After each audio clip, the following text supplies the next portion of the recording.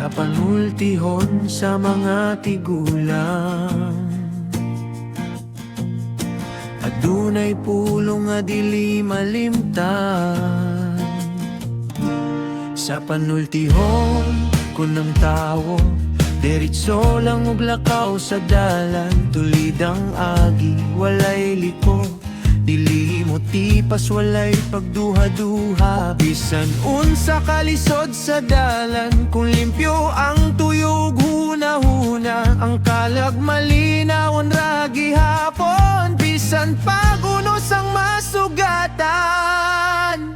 Padayon lang sa tulid nga dalan, ayaw padala sa mga tentasyon. Bisan pagdaghang pagsulay ang Ginoo, mag-aga kanimo kanunay. Ayaw kalimot sa pagtuo, bisan pagkapoy ng dughan. Kayang tao nga matinud-anon, makabot yun ang tinud nga kalipay.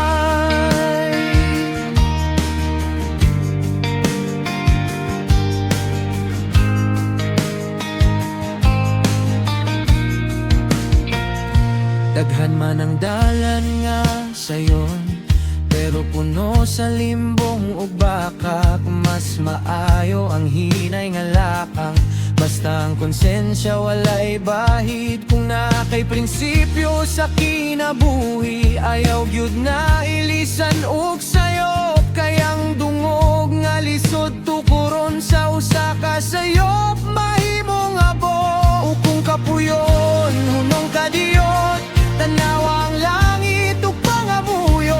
Kayang pusog dili gikan sa kalibutan, kundi gikan sa Ginoo nga atong saligan. Padayon lang sa